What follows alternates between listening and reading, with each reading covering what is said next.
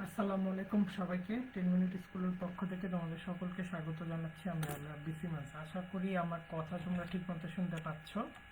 একটু কমেন্টে জানিয়ে দিও যে তোমরা আমার কথা ঠিক মতো শুনতে পাচ্ছ কি পাচ্ছ না। একটু কমেন্টে জানিয়ে দাও। একটু কমেন্টে জানিয়ে দাও।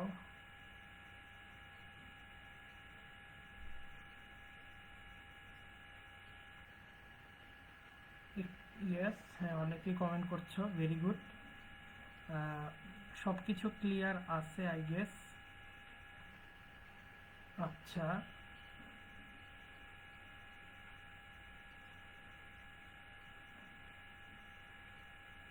হুম হুম,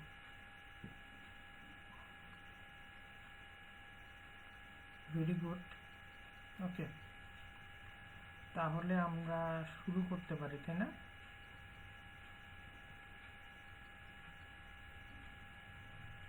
ওয়ালাইকুম আসসালাম সৌরভ, সিদরাতুল মুনতাহা, ওয়ালাইকুম আসসালাম। দাঁড়া, আমি একটু সবাইকে মেনশন দিই।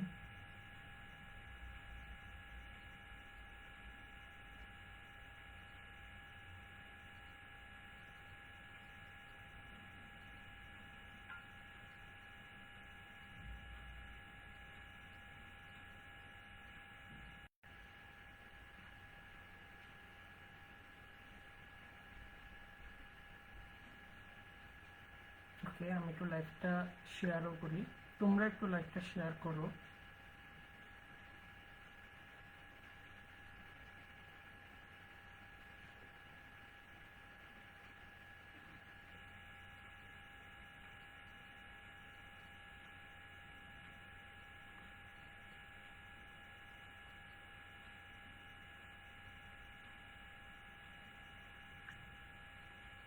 তো আজকে আমরা কি শিখবো? আজকে আমরা কিন্তু ফার্স্ট পেপারের আরো যে 3টা অধ্যায় আছে, এই 3টা অধ্যায় নিয়ে আলোচনা করব। বায়ুমণ্ডল, সমুদ্র স্রোত, জোয়ার ভাটা, জীবমণ্ডল, এই অধ্যায়গুলো নিয়ে আমরা আলোচনা করব। তো তোমরা একটু লাইভটা শেয়ার করে দাও। শেয়ার করার সাথে সাথে তোমরা একটু তোমাদের বন্ধু বান্ধবদের একটু মেনশন করে দাও যাতে তারা লাইভটাতে জয়েন করে। তো আমরা, ওয়ালাইকুম আসসালাম সাবিকুন, তাহমিন, রুবাইয়া আজম, সিদরাতুল মুনতাহা, ভেরি গুড। তারপরে কথা শোনা যায় না ভালো করে। আচ্ছা, তোমরা একটু পারলে সাউন্ডটা বাড়ায় নাও, আমিও একটু জোরে কথা বলি। অ্যাকচুয়ালি মানে আমি আসলে বুঝতেছি না কোথা থেকে কি প্রবলেম হইতেছে, কেন কথা শোনা যাইতেছে না। তো চলো আমরা আমাদের ক্লাসটা শুরু করি আজকে। হ্যাঁ, আজকে আমরা সবাই আমাদের ক্লাসটা শুরু করি, কেমন? তো চলো, তো দেখো, আজকে আমরা বাড়িমণ্ডল, কোথায় গেল, দাঁড়াও।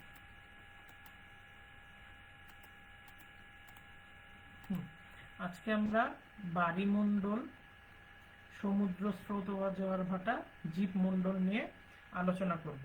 তো আমরা শুরুতেই একটু এমসিকিউ গুলোতে চলে যাই। তো দেখো, বলতেছে বাড়িমণ্ডল বাড়িমণ্ডলের অন্তর্ভুক্ত জিনিস কোনটি?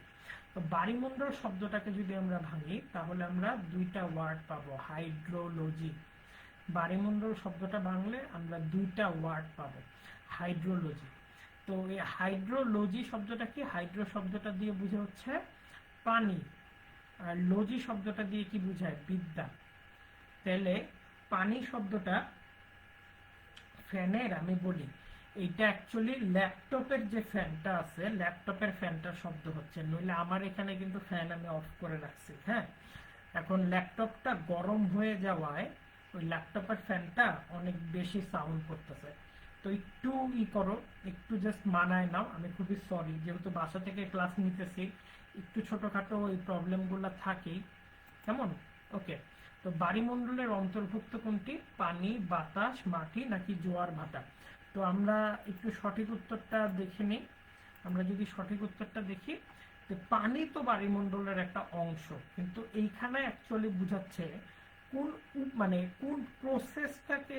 কোন প্রসেসটাকে আমরা বায়ুমণ্ডলের অংশ হিসেবে জানি, কোন প্রসেসটাকে বায়ুমণ্ডলের অংশ হিসেবে জানি। সঠিক উত্তরটা কি হবে? সঠিক উত্তরটা হবে কিন্তু জোয়ার ভাটা বা হাই টাইড কিংবা লো টাইড। হাই টাইড কিংবা লো টাইড, এই জোয়ার ভাটা হবে বায়ুমণ্ডলের অন্তর্ভুক্ত। নিচের উদ্দীপকের খ চিহ্নিত ভূমিরূপ, আচ্ছা উদ্দীপকের খ চিহ্নিত ভূমিরূপটা আসে নাই, দেখি আমি। ওকে, ধরো আমরা এরকম যদি একটা চিত্র দেখি, হ্যাঁ আমরা যদি এরকম একটা চিত্র দেখি যে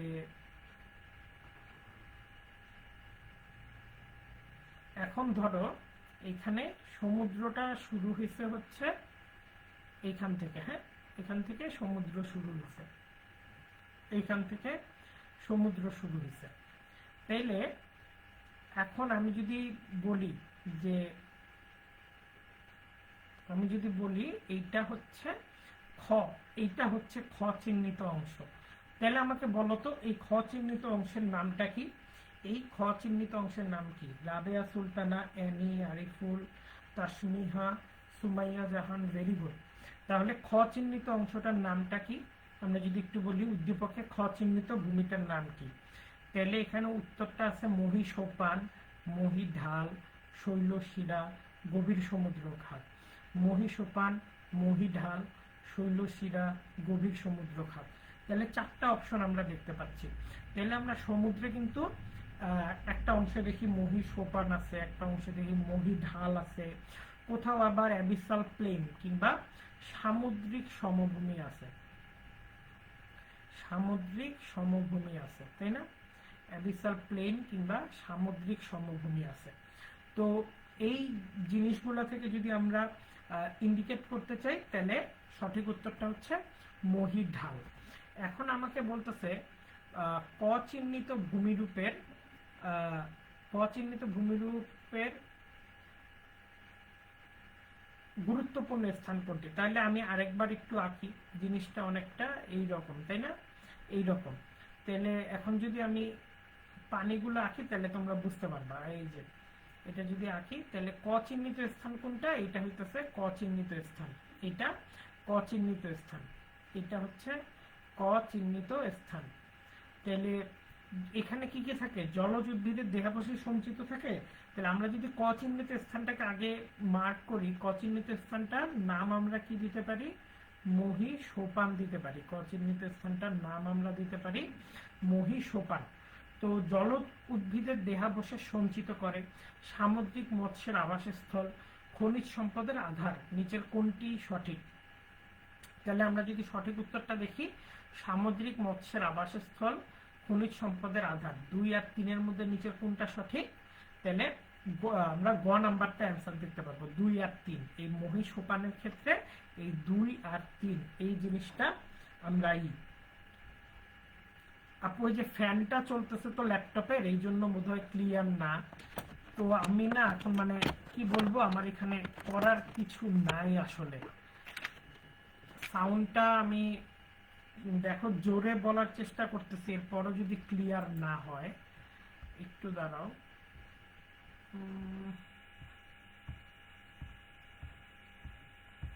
ওকে, আচ্ছা ঠিক আছে। তো একটু কষ্ট করে মানায় নাও, হ্যাঁ একটু কষ্ট করে মানায় নাও। পরেরটা একটু দেখি, পৃথিবী পৃষ্ঠে সমুদ্রভাগের ক্ষেত্রফলে কত মিলিয়ন বর্গ কিলোমিটার? সমুদ্রভাগের ক্ষেত্রফল, অর্থাৎ পৃথিবীতে যে সমুদ্র ভাগ আছে আমরা জানি 71 ভাগই হচ্ছে পানি, কিন্তু এর মাঝে যে সমুদ্র ভাগ আছে কত মিলিয়ন বর্গ কিলোমিটার, এর কত মিলিয়ন বর্গ কিলোমিটার। তো এইটা একটা মুখস্থ অ্যান্সার, দেখবা 2018 সালের ভর্তি পরীক্ষা আসছিল, এবং এটা হচ্ছে 361 মিলিয়ন বর্গ কিলোমিটার। তো মহাদেশগুলোর বাইরের দিকে সমুদ্রের অগভীর অংশকে কি বলে? ধরো মহাদেশগুলোর বাইরের দিকে সমুদ্রের অগভীর অংশ, তো আমরা যদি একটা মহাদেশ আঁকি তাহলে আমরা দেখব যে এর আশেপাশের যে অংশগুলা, এর আশেপাশের যে অংশগুলা এগুলাকে অগভীর অংশ বলা হয়। এর আশেপাশের যে অংশগুলো এগুলাকে অগভীর অংশ বলা হয়। তো মহাদেশের বাইরের এই অগভীর অংশগুলাকে বলা হচ্ছে মহীসোপান। কি বলে? মহীসোপান বলে। তো এরপর যদি আসি শৈলশিরা কোথায় দেখা যায়। শৈলশিরা জিনিসটা কি? ধরো এটা একটা মহাসাগরীয় প্লেট, এটা একটা মহাসাগরীয় প্লেট। হ্যাঁ, এখানে নিচ থেকে দেখা যায় লাভা উঠে সমুদ্রের পানির ঠান্ডা পানিতে জমাট বেঁধে এখানে একটা ভূমিরূপ তৈরি করে। তো এই ধরনের ভূমিরূপগুলা যখন সমুদ্রের পানির উপরে উঠে যায় তখন এগুলাকে আমরা দ্বীপের মতো দেখি। এই ধরনের ভূমিরূপগুলা সমুদ্র পানির উপরে উঠে যায় তখন আমরা এটাকে দ্বীপের মতো দেখি। তো এই দ্বীপের এই অংশটা অ্যাকচুয়ালি শৈলশিরার অন্তর্গত। তাহলে এই শৈলশিরাগুলো কই দেখা যায়? এটা হচ্ছে মহাসাগরের তলে দেখা যায়। শৈলশিরাগুলো মহাসাগরের তলে দেখা যায়। তো পৃথিবীর 1/4 অঞ্চলে কোনটি রয়েছে? তো সাধারণত আমরা যদি ইউরোপের ম্যাপটা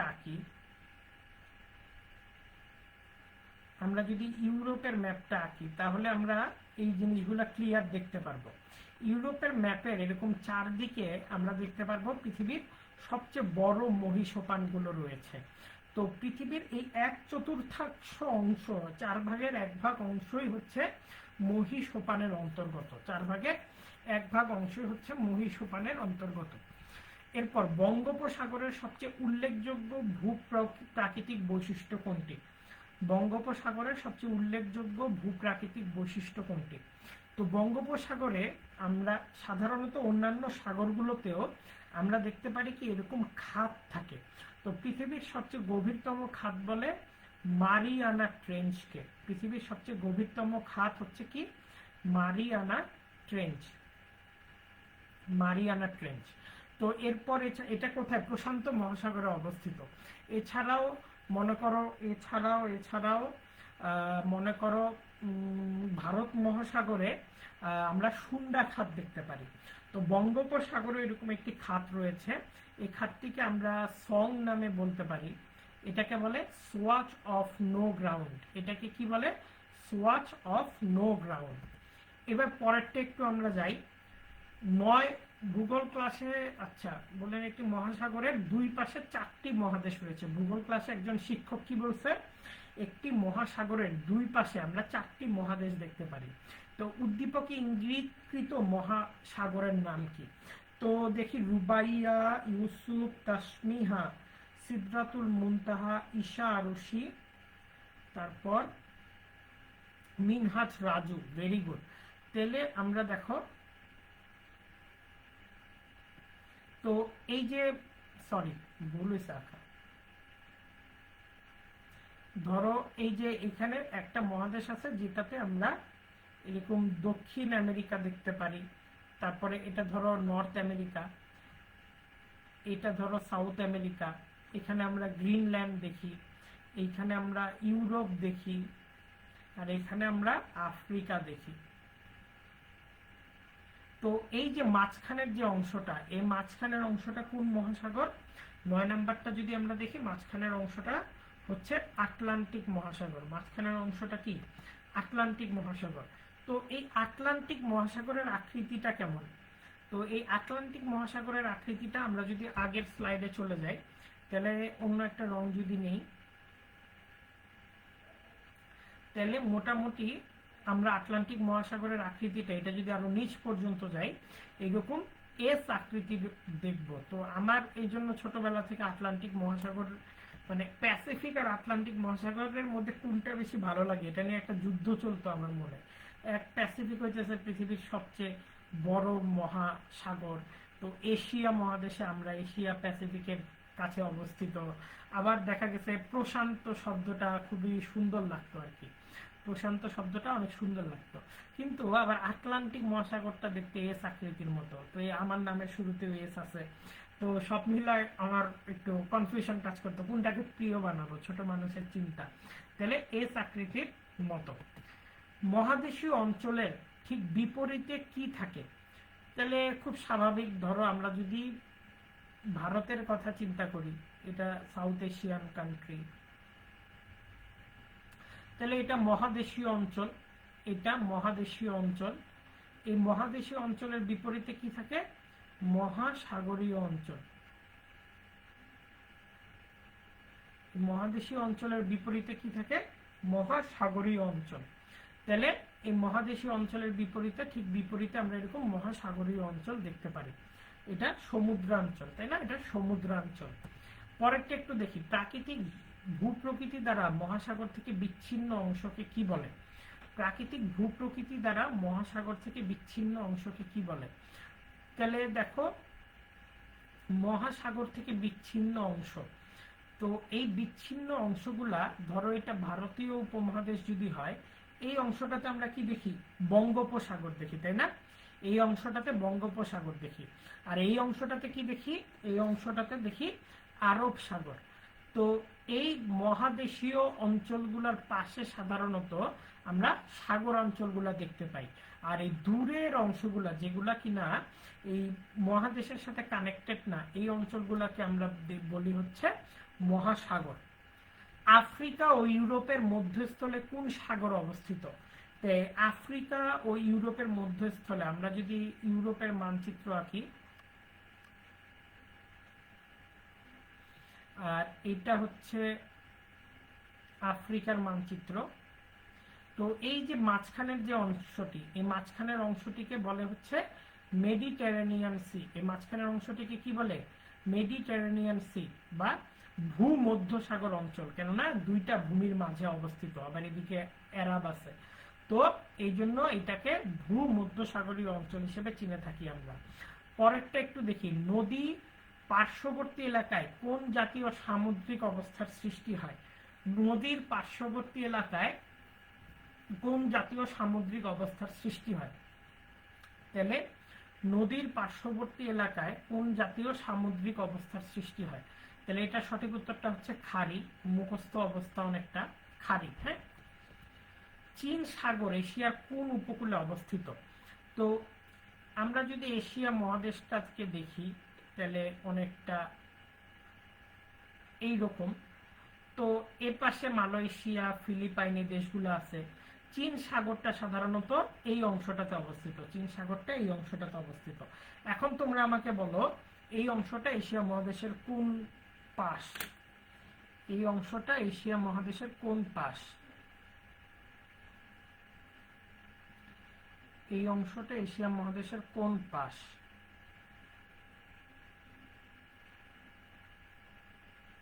ওকে, ভেরি গুড। ইয়েস,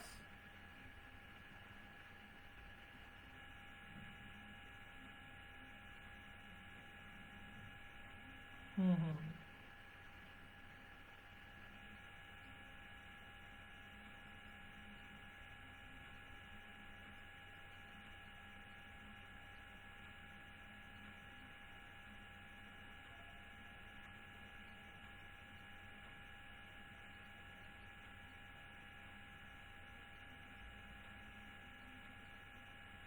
আচ্ছা।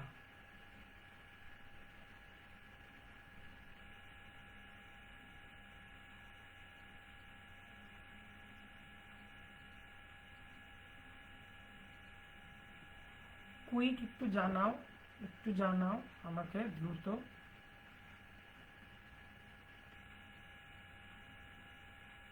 একটু জানাও দ্রুত।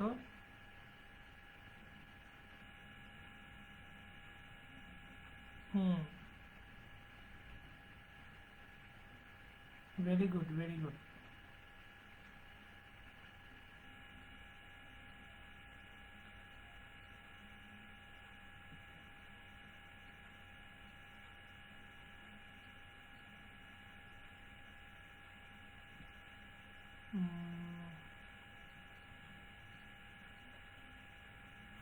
ওকে ওকে, তাহলে এটা সঠিক উত্তরটা হবে পূর্ব। মেক্সিকোতে সারা বছর বৃষ্টিপাত হয় কোন স্রোতের প্রভাবে? এটা যখন আমরা সমুদ্র স্রোত অধ্যায়টা খুব ইম্পর্টেন্ট, এটা পরীক্ষার জন্য, এটা খুব ভালো মতো পড়বা। এই মেক্সিকোতে সারা বছর বৃষ্টিপাত হয় কোন স্রোতের প্রভাবে? সঠিকটা হচ্ছে দক্ষিণ নিরক্ষীয় স্রোতের প্রভাবে। এটা সঠিক উত্তরটা কি? দক্ষিণ নিরক্ষীয় স্রোতের প্রভাবে। তো এরপর দেখি দক্ষিণ আটলান্টিক মহাসাগরে অবস্থিত একটি স্রোত আফ্রিকার পশ্চিম উপকূল দিয়ে সোজা উত্তর দিকে প্রবাহিত হয়। তাহলে আফ্রিকার ম্যাপটা যদি আমরা আঁকি, তাহলে দক্ষিণ আটলান্টিক মহাসাগরের একটি স্রোত আফ্রিকার পশ্চিম উপকূল দিয়ে, পশ্চিম উপকূল কোনটা? এই অংশটা, তো এই অংশটা দিয়ে প্রবাহিত হয়। অপর একটি স্রোত উত্তর আটলান্টিক মহাসাগরের ব্রিটিশ দ্বীপপুঞ্জের পাশ দিয়ে আফ্রিকার পশ্চিম উপকূল দিয়ে দক্ষিণ দিকে অগ্রসর হয়। আরেকটা স্রোত এই অংশ দিয়ে আসে। তাহলে এই দুইটা স্রোতকে আগে আমরা চিহ্নিত করি। এই দক্ষিণ আটলান্টিক মহাসাগরের যে স্রোতটা, এই স্রোতটা হচ্ছে বেঙ্গুয়ালা স্রোত। আর এই স্রোতটা কি? এই স্রোতটা হচ্ছে ক্যানারি স্রোত। তাহলে এই স্রোতটা হচ্ছে বেঙ্গুয়ালা স্রোত আর এই স্রোতটা হচ্ছে ক্যানারি স্রোত। তাহলে উদ্দীপকের ইঙ্গিতকৃত প্রথম স্রোতটি কি? উদ্দীপকের ইঙ্গিতকৃত প্রথম স্রোতটি হচ্ছে বেঙ্গুয়ালা স্রোত। উদ্দীপকে ইঙ্গিতকৃত প্রথম স্রোতটি কি? বেঙ্গুয়ালা স্রোত। আর উদ্দীপকে ইঙ্গিতকৃত স্রোত দুটোর মধ্যে সাদৃশ্য কি, এটা একটু আমরা বোঝার চেষ্টা করি। সমুদ্র স্রোত সাধারণত উষ্ণ হয় এবং বা অথবা শীতল হয়। সমুদ্র স্রোত সাধারণত উষ্ণ হয় অথবা শীতল হয়। তো এই ক্ষেত্রে আমরা দুটোকেই শীতল দেখতে পারি। পৃথিবীর আবর্তনের ফলে সাধারণত স্রোতগুলো সৃষ্টি হয় এবং জলবায়ুর উপর যে কোনো স্রোতের, এটা উষ্ণ স্রোত হোক বা শীতল স্রোত হোক, যে কোনো স্রোতেরই জলবায়ুর উপর একটা প্রভাব রাখে। হ্যাঁ, এই স্রোতটার জলবায়ুর উপর একটা প্রভাব আছে, তার মানে তিনটাই সঠিক। সমুদ্রে একবার জোয়ারের কয় ঘন্টা পর পুনরায় জোয়ার সংঘটিত হয়? তো এখানে মিনিটের হিসাব নাই, ডিরেক্ট ঘন্টার হিসাব দিছে। সিদরাতুল মুনতাহা, তাসমিহা, ঈশা রশি, ভেরি গুড। বাকিরা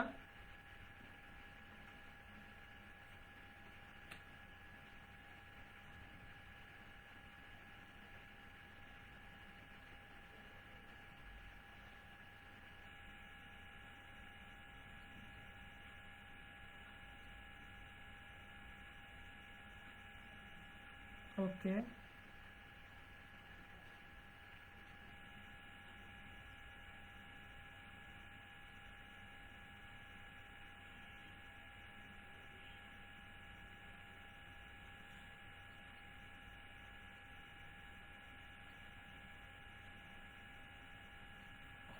আচ্ছা, ঠিক আছে, ভেরি গুড। 18 ডি বলছে ঈশা রশি, তাসনিম বিনতে রশিদ, নুসরাত জাহান, আশা সিদ্দিকা আলী, রাহাত বিন ইউসুফ মন্ডল। তো এটা হবে 19-এর ঘ, তার মানে 12 ঘন্টা পর। অষ্টমী তিথিতে কোন জোয়ার দেখা যায়? এই জিনিসগুলো আমি একটু বলবো যে জোয়ার ভাটার যে চ্যাপ্টারটা আছে, এই জোয়ার ভাটার এই চ্যাপ্টারটা, এই জোয়ার ভাটার চ্যাপ্টারটা একটু মুখস্থ টাইপ একটু করে রাখবা, যাতে তোমাদের এইগুলা নিয়ে একটু ভাবতে না হয়, সহজেই অ্যান্সার করতে পারো। তাহলে এটা হবে মরা পাঠক। আর সরি, উত্তর দেখো নাই তোমরা। আগুল হাস কোন মহাসাগরীয় স্রোত? হ্যাঁ, আগুল হাস স্রোতটা কি আমরা একটু দেখি। হ্যাঁ, আগুল হাস স্রোতটা কি? আগুল হাস স্রোতটা আমরা এই মাদাগাস্কারের নিকটে দেখি। এই মাদাগাস্কারের নিকটে আগুল হাস স্রোতটা দেখি। এখন মাদাগাস্কার কোথায় অবস্থিত? মোস্টলি এটা দক্ষিণ ভারতীয় মহাসাগরে, দক্ষিণ ভারতীয় মহাসাগরে। তাহলে এটা সঠিক উত্তরটা আমরা কি? দক্ষিণ ভারত। হ্যাঁ, দক্ষিণ ভারত হিসেবে উল্লেখ করতে পারি। বলা হচ্ছে ক স্রোতের প্রভাবে যুক্তরাষ্ট্রের পূর্ব উপকূলে প্রচুর বৃষ্টিপাত হয় এবং এই স্রোত অনুসরণ করে ইউরোপে পৌঁছানো যায়। তাহলে যুক্তরাষ্ট্রের পূর্ব উপকূলটা যদি আমরা আঁকি, তাহলে আমরা দেখতে পারবো এই অংশ থেকে একটা স্রোত যায়। তো আমাকে একটু বলো তো এই স্রোতটা নাম কি? আবার বলতেছে খ স্রোতের কারণে কানাডার পূর্ব উপকূল বরফ আচ্ছাদিত থাকে। অর্থাৎ এই যে কানাডার পূর্ব উপকূল, এটা হচ্ছে খ স্রোত আর এটা হচ্ছে ক স্রোত। তো আমাকে একটু কমেন্টে লিখে জানাও ক খ দুইটা স্রোতের নামই আমাকে একটু কমেন্টে লিখে জানাও। ক খ দুইটা স্রোতের নামই আমাকে একটু কমেন্টে লিখে জানাও। দুইটা স্রোতের নামই আমাকে একটু কমেন্টে লিখে জানাও। দুইটা স্রোতের নামই আমাকে একটু কমেন্টে লিখে জানাও।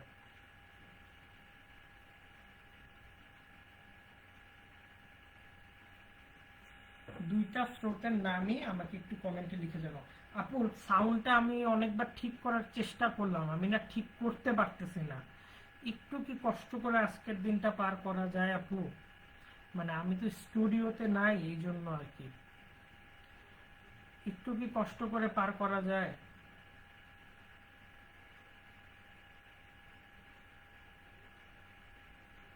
হুম,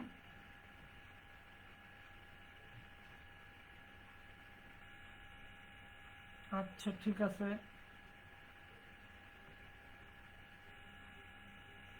তাহলে সঠিক উত্তরটা কি হবে এখানে? ক নাম্বারটা কি বলো একটু আমাকে। মানে অপশনের চেয়ে আমি আগে যাচ্ছি ক আর খ নাম্বারটা তোমরা একটু আইডেন্টিফাই করো। আমি দেখো চিত্র আঁকছি, তো চিত্রটা দেখে একটু আইডেন্টিফাই করো। চিত্রটা দেখেও একটু আইডেন্টিফাই করো। না রে বাহামা, খ বাহামা না, 22-এর খ না, বাহামা একটাও বাহামা হবে না। ক হচ্ছে, ক হচ্ছে মেক্সিকান গালফ। ক কি? Mexican Gulf. আর খ কি? ক মেক্সিকান গালফ, আর খ ল্যাব্রাডার স্রোত। এই যে খ হচ্ছে ল্যাব্রাডার স্রোত। তাহলে ঘ নাম্বারটা 22-এর ঘ হবে। তাহলে ক ও খ স্রোতের মিলনস্থলে আমরা কি দেখতে পারি? তাহলে এইটা যায় হলো মেক্সিকান গালফ, এইখান থেকে আসে কি ল্যাব্রাডার স্রোত। এই যে মিলনস্থলটা, এখানে আমরা কি দেখতে পারি? এখানে যেহেতু একটা হচ্ছে উষ্ণ স্রোত আর একটা হচ্ছে শীতল স্রোত, তো এখানে আমরা কি দেখতে পারি? ঘন কুয়াশার সৃষ্টি দেখতে পারি, মৎস্য ক্ষেত্র গড়ে উঠে দেখতে পারি, মগ্নাচড়া সৃষ্টি দেখতে পারি, তাই না? তো এখানে তিনটাই অ্যাকচুয়ালি তৈরি হতে আমরা দেখতে পারি। চন্দ্র ও সূর্যের, চন্দ্র ও সূর্যের অনুপাত, ক্ষমতার অনুপাত এখানে কিন্তু 11:5 হবে। হ্যাঁ, তো 11:7 দেওয়া আছে, কিন্তু আমরা যদি শাহজাহান স্যারের বইটা দেখি, অনেক জায়গায় 11:7 দেওয়া আছে, কিন্তু শাহজাহান স্যারের বইটা যদি আমরা দেখি, তাহলে শাহজাহান স্যারই তো, হ্যাঁ শাহজাহান স্যারের বইটা দেখলে আমরা কিন্তু 11:5 দেখতে পারবো। হ্যাঁ, উত্তরটা দেখতে পারবো 11:5। আটলান্টিক মহাসাগরে কুমেরু স্রোতটি কোন অন্তরীপে বাধা পায়? আটলান্টিক মহাসাগরের কুমেরু স্রোতটি, তো আমরা যদি আফ্রিকার মানচিত্র আঁকি, তাহলে আমরা মাঝে মাঝে এরকম মানচিত্রে এরকম চিকন একটা অংশ সমুদ্রে বের হয়ে যেতে দেখব। এই চিকন অংশটার নাম কি? এই চিকন অংশটার নাম হচ্ছে উত্তম আশা। এই চিকন অংশটার নাম কি? উত্তম আশা অন্তরীপ। এই চিকন অংশটার নাম উত্তম আশা অন্তরীপ। এটাকে আমরা ইংরেজিতে কি নামে চিনি? এটাকে আমরা ইংরেজিতে চিনি কেপ অফ গুড হোপ নামে। এটাকে আমরা ইংরেজিতে চিনি কেপ অফ গুড হোপ নামে। এখানে উদ্দীপকটা নাই, আমরা তাই এটা একটু স্কিপ করি। মুখ্য জোয়ার সংগঠিত হয় কোন স্থানে? মুখ্য জোয়ার মানে প্রাইমারি টাইপটা বোঝাচ্ছে বা মূল টাইপটা বোঝাচ্ছে। তো আমরা যদি একটা পৃথিবী দেখি, ধরো এখানে যদি সূর্য দেখি, সরি চন্দ্র দেখি, আর এখানে যদি সূর্য দেখি, তাহলে চন্দ্রের দিকে যে ধরনের পানি যেভাবে ফুলে উঠবে, সূর্যের দিকে পানি কিন্তু আরো বেশি ফুলে উঠবে। তো সূর্যের দিকে পানিটা বেশি ফুলে ওঠার কারণ কি? সূর্যের আকর্ষণ শক্তিটা বেশি কাজ করে। সরি, চন্দ্রের দিকে পানিটা ফুলে ওঠার বেশি কারণ কি? চন্দ্রের আকর্ষণ শক্তিটা বেশি কাজ করে, যার জন্য এটার উত্তরটা কি হবে? চন্দ্র যে পাশে থাকে, চন্দ্র যে পাশে থাকে। তেজ কোটাল সংগঠিত হয়, এটা যদি আমরা দেখি তাহলে আমাবস্যা এবং পূর্ণিমা এই দুইটাতে তেজ কোটাল সংগঠিত হয়, যখন আমাবস্যার রাত এবং পূর্ণিমার রাত থাকে।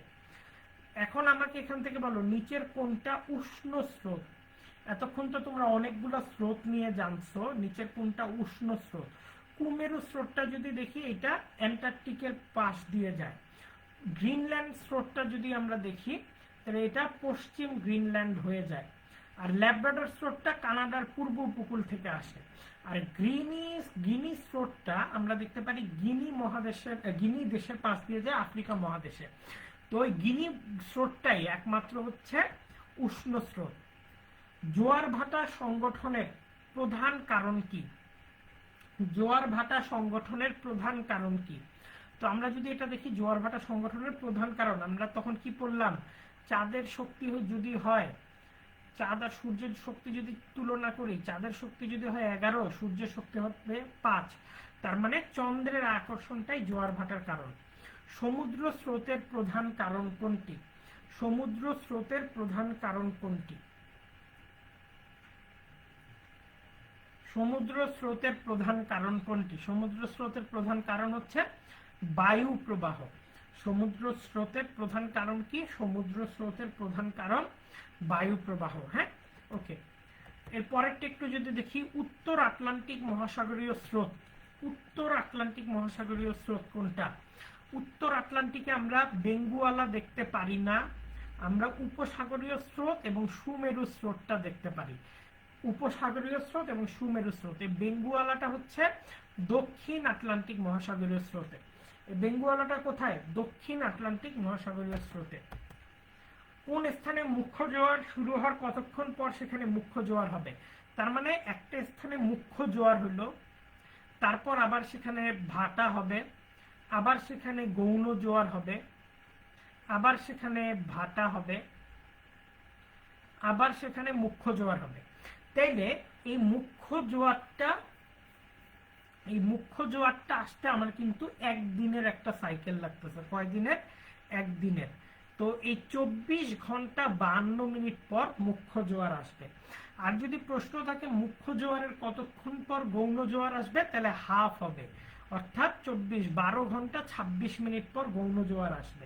তো এইভাবে কিন্তু তোমরা উত্তরটা করতে পারো। অষ্টমী তিথি কোন জোয়ার দেখা যায়? এটা মরা কটাল দেখা যায়।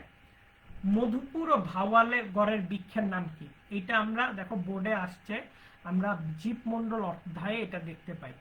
মধুপুর ও ভাওয়াল গড়ের বৃক্ষের নাম কি? মধুপুর ও ভাওয়াল গড়ের বৃক্ষের নাম হচ্ছে শাল ও গজারি বৃক্ষ। মধুপুর ভাওয়াল গড়ের বৃক্ষের নাম কি? শাল ও গজারি বৃক্ষ। গরান বনভূমি রয়েছে কোন জেলায়?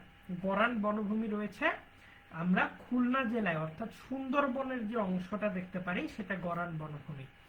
ইকোসিস্টেমের উপাদান অ্যাকচুয়ালি দুইটা, একটা হচ্ছে জীব উপাদান, আর একটা হচ্ছে ধরো এই যে চন্দ্র সূর্য, এগুলো হচ্ছে অজীব বা জড় উপাদান। হ্যাঁ, জৈব উপাদান আর অজৈব উপাদান। তাহলে ইকোসিস্টেমের প্রধান উপাদানকে আমরা এরকম দুইটা ভাগে ভাগ করতে পারি। জীবমণ্ডলের বৃহৎ ভৌগোলিক একক হচ্ছে বায়োম। এই বায়োম কিভাবে নির্ধারণ করা হয়? হোমোজেনাস ক্লাইমেট দ্বারা। হোমোজেনাস ক্লাইমেট মানে কি? হোমোজেনাস ক্লাইমেট মানে একই রকম প্রকৃতি। এই হোমোজেনাস ক্লাইমেটটা কি? একই রকম প্রাণ প্রকৃতি দ্বারা। এই হোমোজেনাস ক্লাইমেটটা হচ্ছে একই রকম প্রকৃতি। পরেরটা কি? গ্রিনল্যান্ড অঞ্চলে কোন বায়োম দেখা যায়? গ্রিনল্যান্ড অঞ্চলে কোন বায়োম দেখা যায়?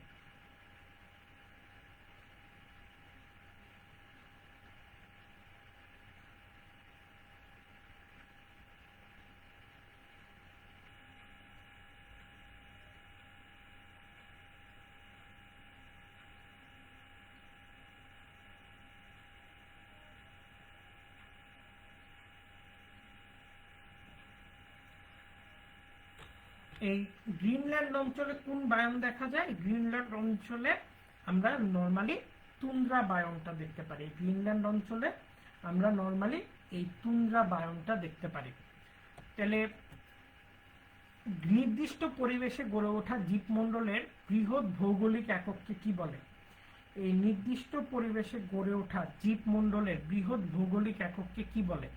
ওই যে নির্দিষ্ট পরিবেশ মানে হোমোজেনাস ক্লাইমেটের কথা আসে, এখানকার নির্দিষ্ট পরিবেশটা হবে হচ্ছে বায়োম।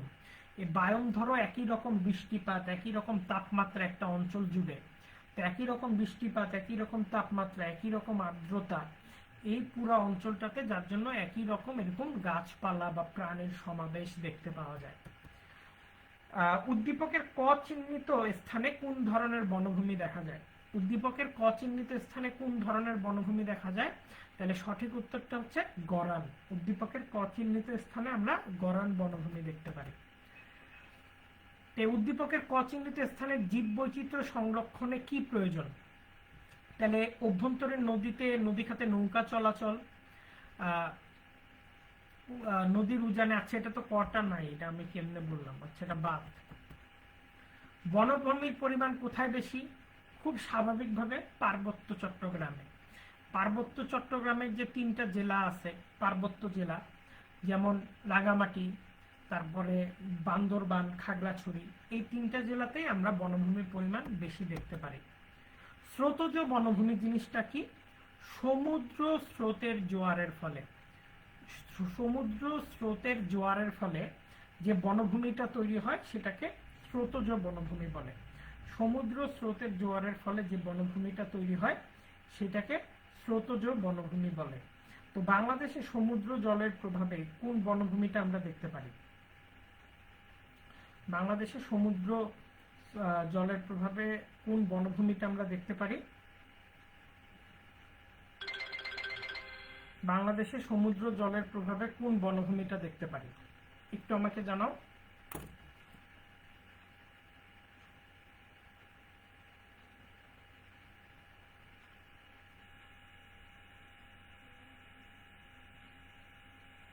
তাহলে সঠিক উত্তরটা কি হবে?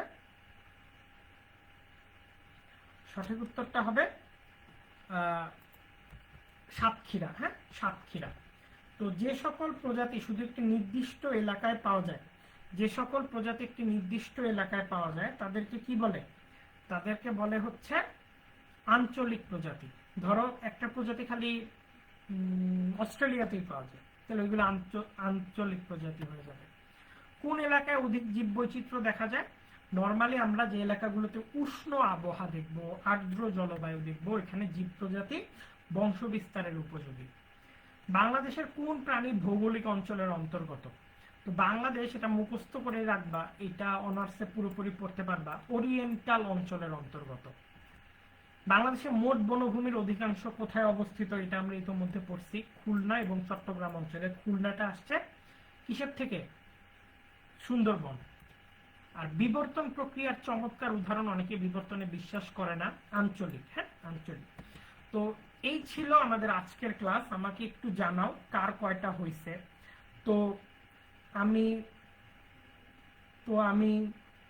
আজকের ক্লাসটা একটু তাড়াতাড়ি করে শেষ করতেছি, পুরোপুরি ইন্টারাকশনেও যায়নি, আমার একটু কাজও আছে। তো ইনশাল্লাহ তোমাদের সাথে আবার পরবর্তীতে দেখা হবে। সে পর্যন্ত ভালো থেকো। আর বোধহয় আমরা 2টা ক্লাস করবো, এই 2টা ক্লাসে আমরা আরো 50-50-100টা এমসিকিউ করে আমরা পুরো কোর্সটা আমরা শেষ করবো, ফ্রি ক্লাসের কোর্সটা। তো আজ এ পর্যন্তই থাকুক, পরবর্তীতে তোমাদের সাথে আবার দেখা হবে। সে পর্যন্ত সকলেই ভালো থেকো। আমি আল রাব্বি সিমেন্স বিদায় নিচ্ছি এখানে। আসসালামু আলাইকুম।